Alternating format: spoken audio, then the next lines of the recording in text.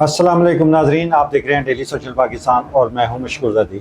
नाजरीन, रंजीत सिंह का नाम तो आपने सुन रखा है, जिसके बारे में ये कहा जाता है कि वो बहुत ज़्यादा शराब का दिलदादा था। इसके अलावा बहुत ज़्यादा जंगों का शौकीन था और इसके साथ उसके मज़ालिम की दास्तान के साथ साथ उसकी जो लाडली घोड़ी थी उसके हवाले से, जिसका एक मुजस्समा भी लाहौर में रखा हुआ है, आप सब जानते हैं। लेकिन आज हम आपको रंजीत सिंह के उस माशके की कहानी सुनाएंगे जो उसको मोरा नामी लड़की के साथ हुआ था, जो कसूर की रिहायशी थी और जिसको फिर उसने बाकायदा महारानी बनाया, उसके सिक्के तक राइज हुए, उसकी वजह से उसको मार भी खानी पड़ी थी। ये क्या वाक़या है, आज इस मोहब्बत की कहानी की दास्तान हम आपको तफसील के साथ बयान करेंगे। नाजरीन, कसूर से तकरीबन 28 किलोमीटर के फासले पर एक इलाका है जिसका नाम है मक्खनपुर। वहाँ एक लड़की पैदा हुई। इस लड़की के वालिदैन ने इसको हस्ब आदत, जैसे होता था कि जब आप पैसे अफोर्ड नहीं कर सकते थे तो फिर इसको उन्होंने नाच गाने की तरफ लगा दिया और ये लाहौर के बाज़ार हुस्न में आ गई। ये बहुत ज़्यादा हसीन थी और इसके अंदर गज़ब की कला थी, नाचने की, डांस करने की और गीत गाने की। और यूँ फिर ये बाज़ार हुस्न लाहौर में आई और जल्द ही इसकी शोहरत पूरे बड़े सगीर में होने लगी और फिर ये बात आहिस्ता आहिस्ता रंजीत सिंह तक भी पहुंच गई। रंजीत सिंह उस वक्त, उसकी उम्र कोई 20-21 साल थी। एक दिन वो इसका गाना सुनने के लिए लाहौर के बाज़ार हुस्न में आया और जो ही वो मोरा का उसने गीत सुना, उसका डांस देखा, तो वो उसका आशिक हो गया और फिर उसने फ़ैसला किया कि वो मोरा को अपनी ज़िंदगी में शामिल करेगा। मगर ज़ाहिर बात है कि मोरा एक मुसलमान लड़की थी और रंजीत सिंह का ताल्लुक़ सिख घराने से था। जो ही उसने अपने ख़ानदान में मोरा से शादी की बात की तो एक मुसलमान और दूसरे तवाइफ होने की वजह से वहाँ पर एक मुसीबत खड़ी हो गई और फिर जो उनका मजहबी जो उनका ग्रुप था, उन्होंने फ़ैसला किया कि हम ये फ़ैसला कभी नहीं करने देंगे रंजीत सिंह को। लेकिन रंजीत सिंह के बारे में कहा जाता है कि वो जो एक फ़ैसला कर लेता था वो उस पर डट जाता था।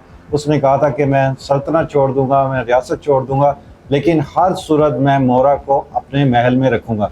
उसके बाद उसने मोरा से शादी की या नहीं की, बहरहाल मोरा उसकी महारानी बनकर उसके महल में रही। और फिर ये इतना इसका असर रसूख था कि ये हर काम में रंजीत सिंह को अहम मशवरे दिया करती थी।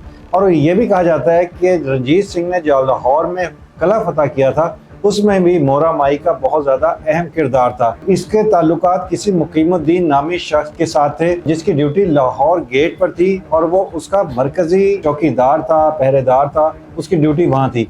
और जब रंजीत सिंह ने लाहौर पर हमला किया तो उसने रात की तारीकी में लाहौर के जो दरवाज़ा है वो खोल दिया था, जिसकी वजह से सारी सिख फौज लाहौर के फोर्ट में दाखिल हो गई और इस तरह उन्होंने लाहौर पर कब्जा कर लिया। तो ये एक एहसान भी मोरा माई का रंजीत सिंह पर था कि अगर रंजीत सिंह ने पंजाब में हुकूमत कायम की थी तो उसमें बहुत बड़ा किरदार इस मोरा माई का था। मसला ये था कि ये मुसलमान घराने से ताल्लुक़ था इसका और वो रंजीत सिंह एक राजा था सिख घराने का।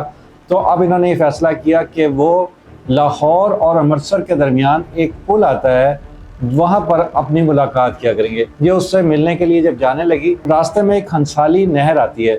जब वो वहाँ से गुजरने लगी तो उसके पाँव की जूती जो है वो उसमें बह गई। अब जब रंजीत सिंह के महल में पहुंची तो वो नंगे पाँव थी। रंजीत सिंह ने उससे अलहदा ले जाकर पूछा कि ये क्या वजह है, आज तुम नंगे पाँव क्यों आई है?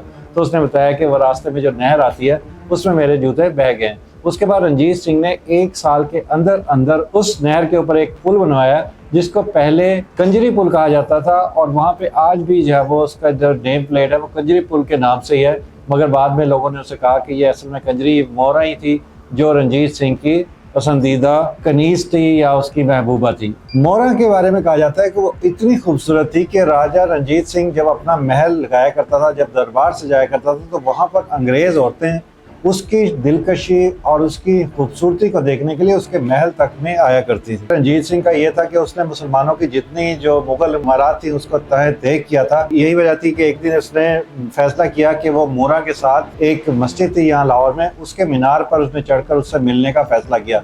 मोरा ने उसकी बात मान ली, लेकिन उसके बाद उसको बहुत ज़्यादा खौफ खुदा हुआ और यही वो मौका था जहाँ रंजीत सिंह और मोरा में फासले बढ़ने शुरू हुए। मोरा को एहसास हुआ कि उसने अल्लाह के हुक्म की ना सिर्फ हुक्म अदूली की है बल्कि वो सख्त गुनाह की मुर्तकिब हुई है और पहले ही उसने सिख घराने में शादी करके गुनाह अजीम कर लिया था।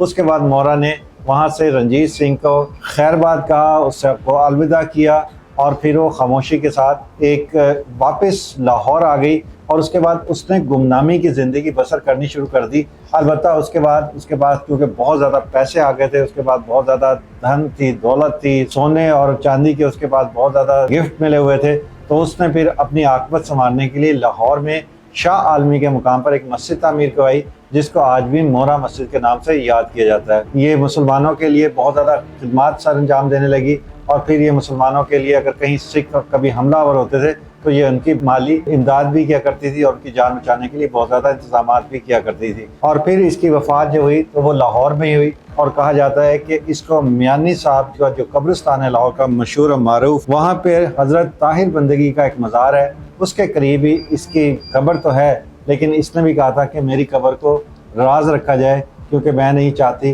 कि जब लोग ये सुने कि ये एक सिख की महबूबा थी, एक सिख की रखेल बनकर रही, महारानी बनकर रही और इसके अलावा ये तवाइफ थी, तो लोग ये ना हो कि उसकी कब्र की बेहुरमती करें।